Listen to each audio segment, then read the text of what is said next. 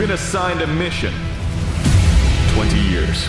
You're going to be off-world for 20 years. Hurtling through space at nearly the speed of light. Your mission? To not be the old one at the family reunion. I'm talking about the twin paradox, baby!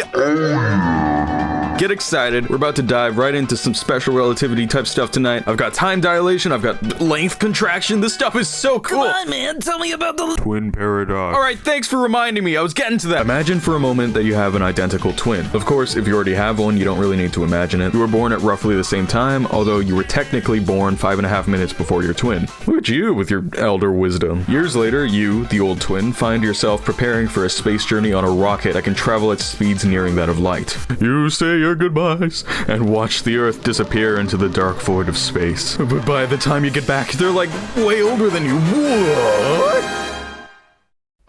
That's right, you are now younger than your twin. But how is that possible? Thanks to the new state-of-the-art concept time dilation, the user can now slow time for themselves while the rest of the world passes you by. Simply travel at the speed of light, and time dilation will kick right in. That's right, ladies and gents. Now even you can outlive your friends and family. Just like me. No way, you gotta be kidding me. Are you messing with me? Alright, so time dilation, right? It's a wacky concept, and it was thought up by the one and only funny smart man, Albert Einstein. The details of it can get a little complicated, so I'll condense it into a sort of time dilation for dummies. Get it? Because we're all dummies. Aren't we, Mr. Zheng? I'm kidding. Alright, let's move on.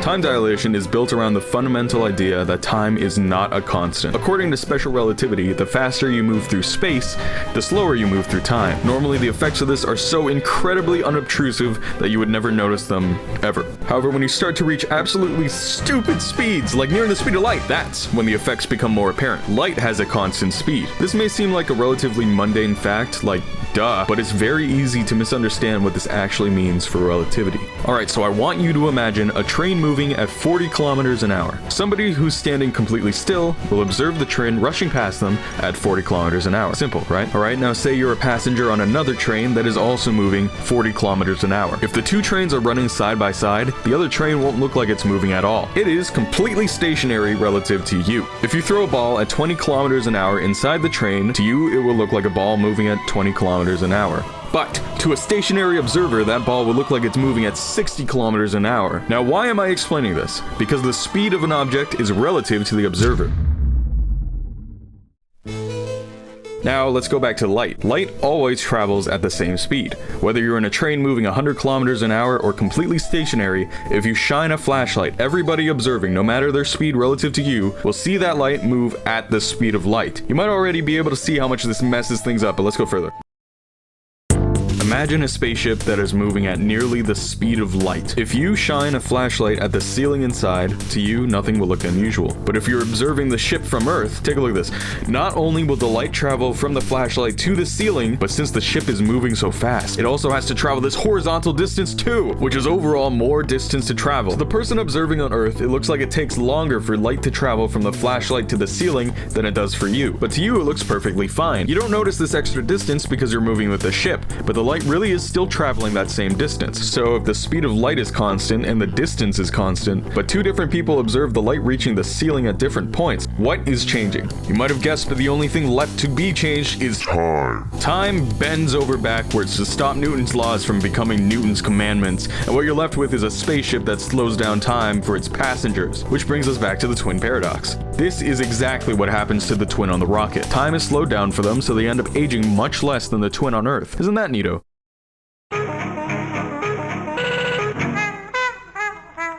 Before we wrap things up, I'll quickly cover one more subject. Length contraction is a phenomenon where an object moving at the speed of light appears shorter than its proper length in the direction of movement. So if you were stationary and you saw a bowling ball rush past you at the speed of light, it would look less like a bowling ball and more like a pancake. It looks funny, but this actually does happen. It even happens to cars in motion, although the length of a moving vehicle only contracts about the width of an atom's nucleus, so you would never notice anything. Though it gets even weirder. Say you get back on your rocket that travels at light speed. To people on Earth, you'd look much thinner than you actually are. But from inside the rocket, what does the outside world look like?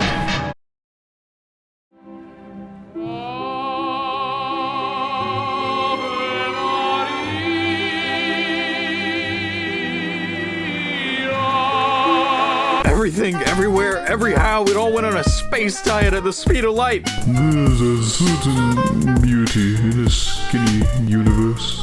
Let it all sink in. Feel the cosmos. Hello, mate.